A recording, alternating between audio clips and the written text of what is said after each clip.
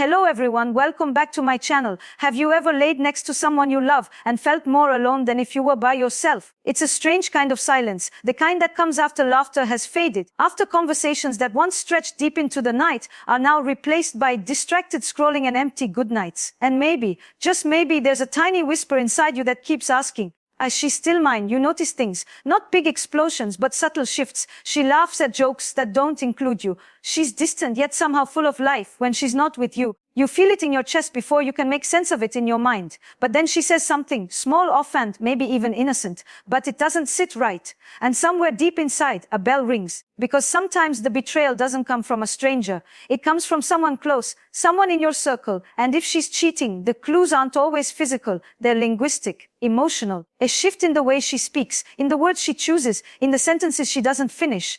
And if you ignore these signs, you don't just risk losing her. You risk losing your dignity, your peace, your ability to trust again. So stay with me, because what she says, or doesn't say, could tell you everything you need to know. You know, people talk about cheating as this loud, dramatic event. A caught text, a lipstick on the collar, a late-night phone call that spirals into a fight. But the truth is, infidelity begins quietly. It tiptoes in through a side door. It shows up in the pauses, the deflections, the sudden interest in privacy. And perhaps most tellingly, it begins in the language.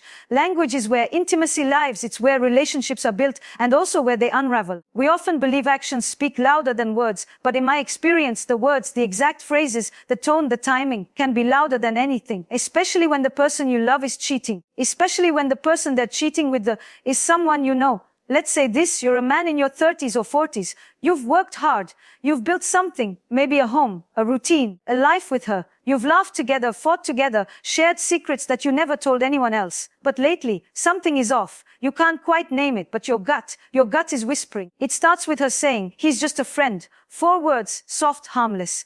But they carry weight, because if she feels the need to say that out loud, it means she knows there's something not so innocent about it, something defensive, something rehearsed. If a name keeps showing up, let's call him Mike, and she always frames him as just a friend, especially when you didn't ask. That's not reassurance. That's redirection. She might mention him in passing. Oh, Mike was at the party last night. You would have had fun. And you pause because, wait, why didn't she mention this party before? Why didn't you know Mike would be there? You're not paranoid. You're observant. There's a difference. One protects your insecurity. The other protects your reality. Now she brings him up more often, but in a way that feels strategic, as if she's trying to normalize his presence in her stories, her spaces, even her laughter. But when you ask a simple question, like how long they've been hanging out or what they talk about, suddenly she's defensive. She shifts the conversation.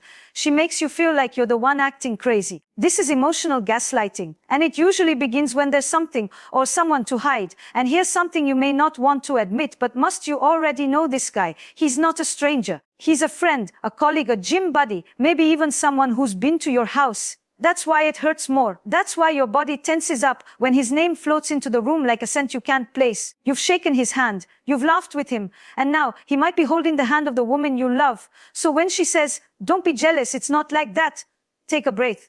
Because the truth is, she didn't say, there's nothing going on. She didn't say, of course not. She framed your suspicion as insecurity. She shifted the focus away from herself and onto your reaction. And in that shift, she's asking you to question your gut instead of her actions. But let's go deeper. Have you noticed her sudden interest in privacy? A new password on her phone. A change in how she reacts when you walk into the room while she's texting. Maybe she used to read messages out loud, laugh at memes, show you photos her friends sent. Now, the screen is turned away. She tilts her body, closes tabs, says, just work stuff, or you wouldn't care. She might start saying things like, you're too controlling, or you never trust me. These aren't just deflections. These are reversals. They are designed to shut down your intuition before you can follow the thread. Because if you follow it, you'll get to him. And if you get to him, you'll get to them. Another phrase that often emerges in these moments is, you're imagining things. And I want you to really pause when you hear that. Because when someone invalidates your very real feeling by suggesting it's fiction, what they're doing is protecting their story, their second life. They want you to feel confused, off balance, unsure of your own judgment. Because as long as you doubt yourself, you won't challenge them. Now let's talk about the subtle erasure of shared space. She stops using we and starts using I'm going to the event instead of are we still going? I'm thinking of traveling in a few weeks. Without asking if you're free, there's a detachment happening. Slowly, she's removing you from the narrative of her life. But here's the kicker. When she talks about him, it's always in context. It's always part of a story. Mike helped me set up the presentation. Mike thinks I'm too serious. It's so funny. Mike made this playlist. He has great taste in music. It's as if she's weaving him into the fabric of her day. And every time she does, she's building intimacy. Micro-intimacies, inside jokes, songs, shared coffee orders. And it may not be physical yet, but it's emotional. And emotional affairs often go deeper. They are more dangerous because they involve vulnerability, secrets, longing, and usually restraint, which only makes the tension grow. So when she says, "You don't get me the way he does," even if it's said half, jokingly, please don't laugh it off. That's not a punchline. That's a confession wearing the mask of humor. You see, most women don't cheat because of sex. They cheat because of connection. They cheat because they feel unseen, unheard, unimportant. And instead of telling you that plainly, which takes courage, they find someone who reflects back the version of themselves they miss. Someone who makes them feel alive, desired, understood. And when that person is someone you know, it's often because he's already in her orbit, accessible, familiar, safe until he's not. Now, if you confront her and she says, "I can't believe you'd think I'd do that with him," listen closely. That statement isn't about your concern. It's about her wounded pride. It's performative denial. She's shocked not at the act, but at being suspected. This is emotional manipulation dressed up as moral offense. This kind of language is meant to disarm you, to make you doubt your instincts. And that's the most dangerous place a man can be in a relationship, disconnected from his own inner compass. So take a moment, reflect. Not every woman who says these things is cheating, but a woman who is cheating will often say exactly these things. So now you're here, staring at this emotional fog, somewhere between what she says and what your intuition screams. And that's where many men freeze. Not because they're weak, but because they've been taught to second guess their instincts when it comes to love, to be the rock, the protector, the unshakable one. But what happens when the person you're protecting is slowly building a life behind your back, with someone who once clinked glasses with you at your own table? Let's talk about how she speaks about your concerns. If she ever says you're overthinking it, what she's really doing is inviting you to silence your thoughts for her comfort.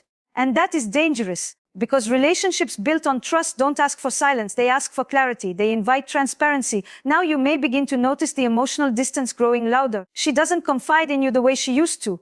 Her stories become thinner, her eyes don't light up when she talks about her day. And when you try to reconnect, "How was your meeting? What did you and Sarah talk about?"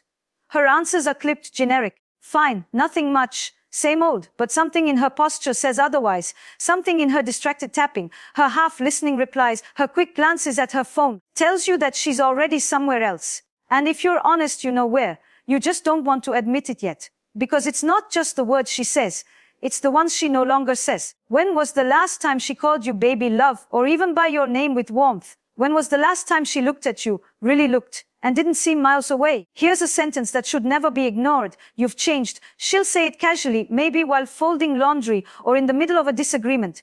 "You've changed."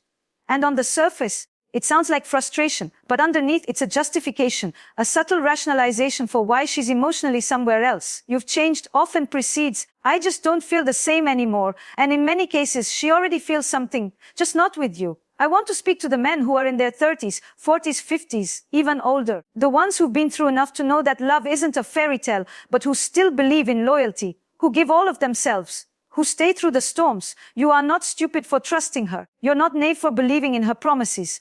What makes betrayal so painful is that it doesn't come from your enemies. It comes from someone you let into your soul. Now, when she starts referencing her freedom or needing space, don't panic, but also don't dismiss it, because language around freedom often emerges when there's already a hidden world growing elsewhere. She'll say things like, "I need time for myself," or "I've lost my identity," and those are valid feelings we all have. But the timing of these phrases, the sudden emergence of them, especially when accompanied by secretive behavior and emotional distance, can signal that she's already opened a door with someone else.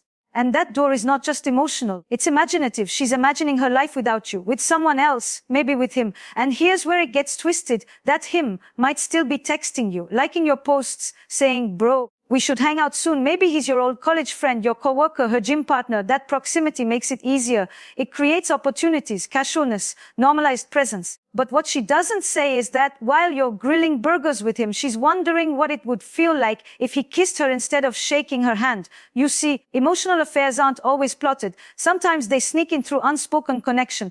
A look held too long, a laugh shared one too many times, and suddenly the boundaries that used to be clear begin to blur. And when you bring it up, if you ever dare to say, "Do you have feelings for him?" and she replies, "I don't know," listen carefully. I don't know isn't neutral. It's not innocent. It's not confusion. It's a wedge of silence she's placing between you and the truth. Because if there were nothing there, she'd say it loud. She'd say it fast. Absolutely not. Never. No way. But I don't know is a whisper from the part of her heart that's already open just enough to let someone else walk in. At this point, you may be tempted to confront him, to draw a line in the sand, to demand loyalty or even vengeance. But I want you to pause, because this is not just about him. This is about what she allowed, about what you may have ignored, about how long you've been walking on eggshells, trying not to rock the boat when the boat has already sprung a leak and she's the one holding the drill. The emotional affair is already happening the moment you feel like an outsider in your own relationship.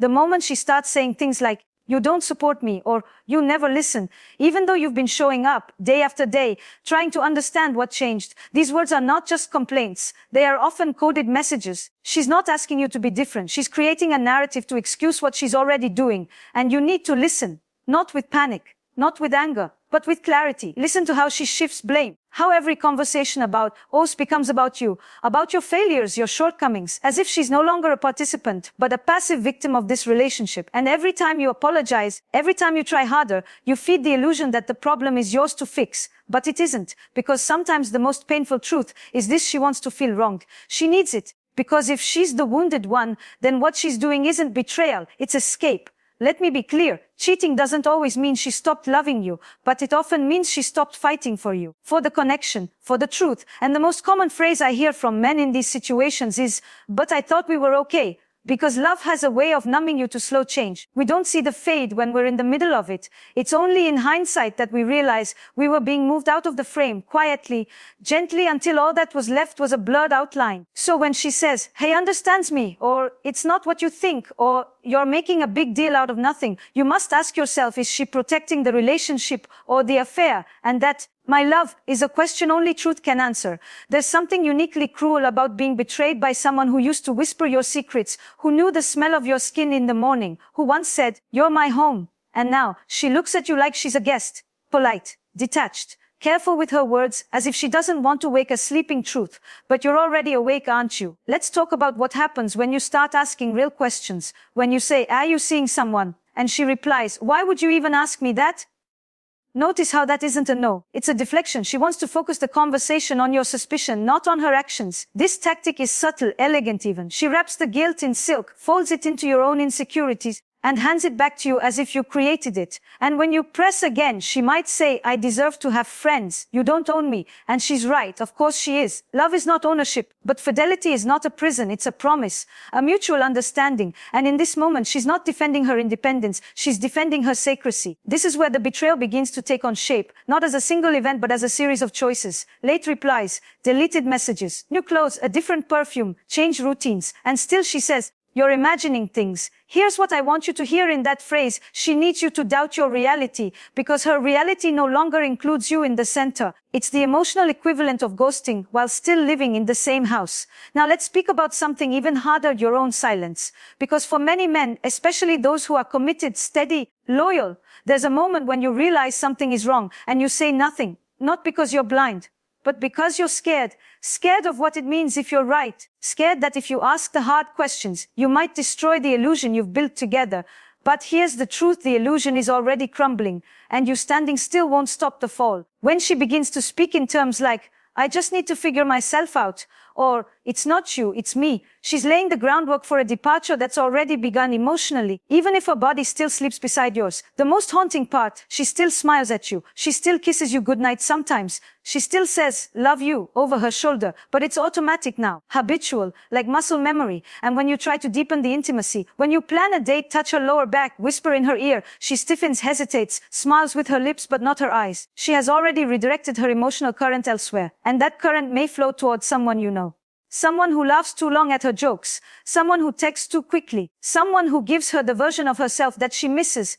Free, flirtatious, unburdened by the history she has with you. That's the thing people don't talk about. Cheating isn't always about you. It's about who she becomes when she's with him. And if that him is someone who knows you, who sat across from you at dinners, shared inside jokes, borrowed your tools, then the betrayal cuts twice as deep. Not because she left, but because she stayed while giving the most sacred parts of herself to someone who never earned them. And you feel it now, don't you? Not just in her words, but in her energy. She says, I just need space. But somehow her phone is always with her. She says, I'm just tired. But then she lights up on FaceTime when she thinks you're not home. She says, I'd never do that to you, but there's a new password on her apps, a new playlist she won't share, a strange charge on the card she says was for work. These are not crimes on their own, but together they're a chorus. And the song they're singing is one you've heard before, even if you've never admitted it. You've been replaced, quietly, gradually, while still being held in place like a picture frame with no photo inside. Now let's talk about the moment she flips the script completely. You confront her. You sit her down and say,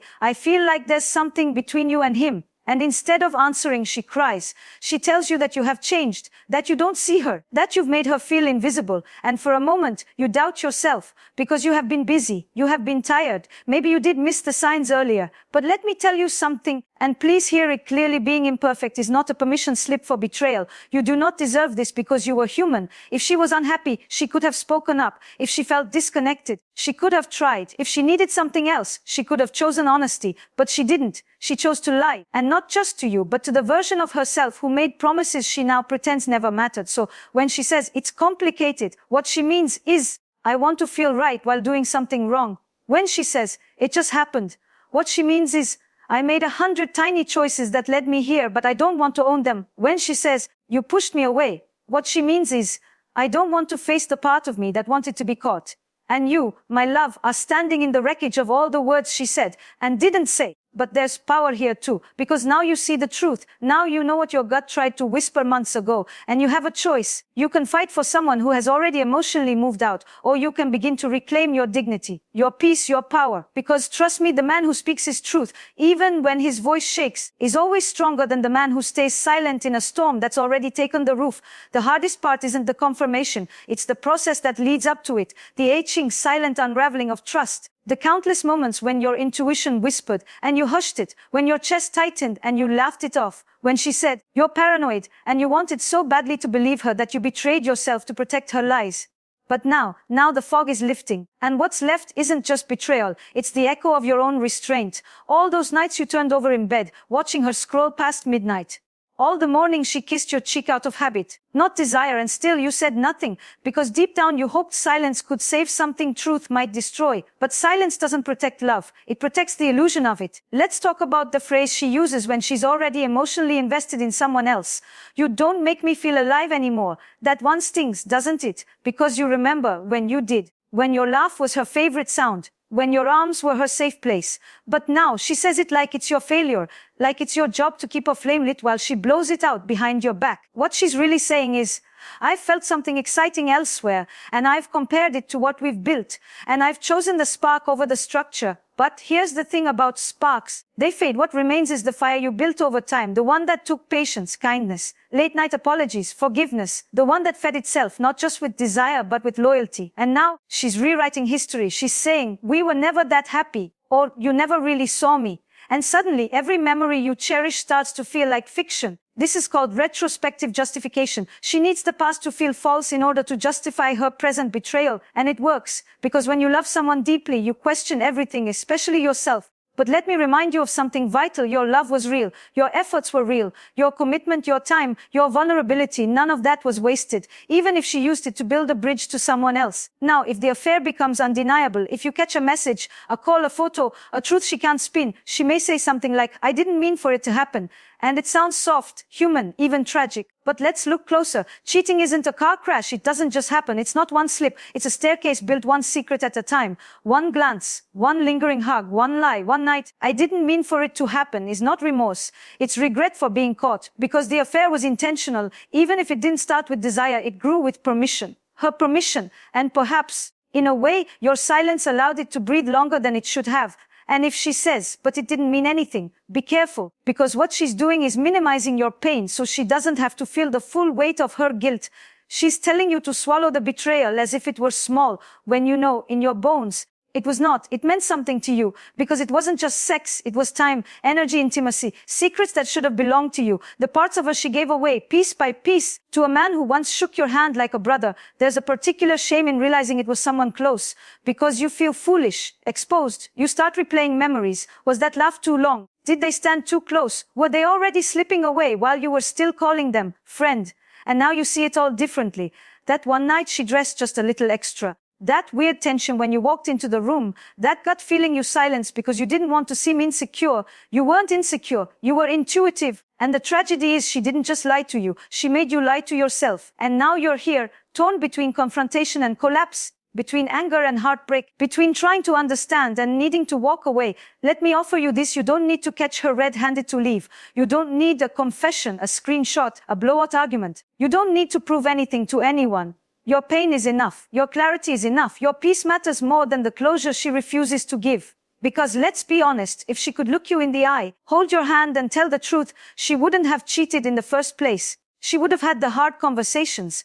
She would have said, I'm not happy, and I don't know how to fix it. She would have asked for space before sharing her body and heart with someone else. But she didn't. She made a different choice. And so now, you must make yours. Maybe you'll stay, maybe you'll try to rebuild, maybe she'll show true remorse, maybe she'll cut all contact with him, go to therapy, do the work. And if she does, and if you still love her, maybe there's something left to heal, but maybe you won't stay. Maybe you'll choose to protect what remains of your self-worth. Maybe you'll walk away. Not because you stopped loving her, but because you finally started loving yourself.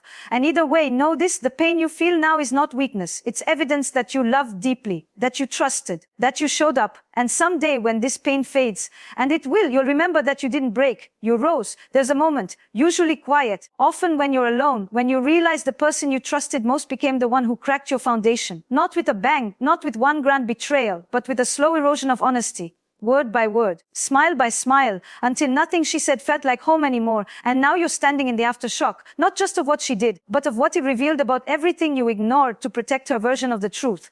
This final part of the journey is about reclaiming something that betrayal tries to take from you: your sense of self. You see, when someone cheats, especially with someone you know, it's not just your heart that breaks. It's your compass. You begin to question your worth, your judgment, your ability to ever trust again. And that's what makes infidelity so cruel. Not just the lie, but the way it rearranges who you thought you were.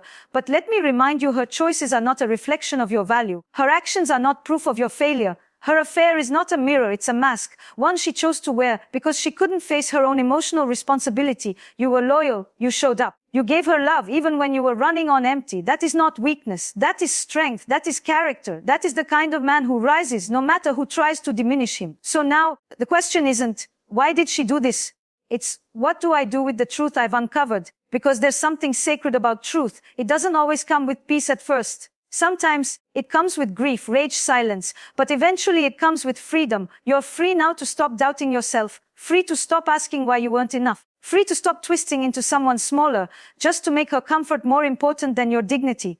You're free to stop loving someone who made you feel like you were hard to love. Because you are not hard to love, you are just hard to lie to, and that scared her. So here's what you do now: you honor the pain, but you don't make a home in it. You let yourself cry, but not forever. You let yourself grieve, but not to the point where your past writes your future. You let yourself be angry, not to destroy, but to cleanse. And slowly you begin to rebuild. You open your journal or your phone, and you write down who you are without her lies. You call a friend, not one who makes excuses for her, but one who reminds you of your worth. You take a walk alone, not to escape, but to come back to yourself. You breathe deeply with purpose, because healing isn't a destination. It's a daily decision to choose yourself again and again and again. And one day you'll look back and realize something extraordinary. The worst betrayal became the birthplace of your greatest strength. You'll see how much clearer you speak now, how much less you tolerate emotional manipulation, how you no longer mistake silence for peace or proximity for intimacy, how you know the difference between love that requires you to shrink and love that lets you expand. You'll meet someone, maybe not tomorrow, maybe not next year, but someday, someone who won't need to lie to feel free, someone who won't use just a friend as a cover story,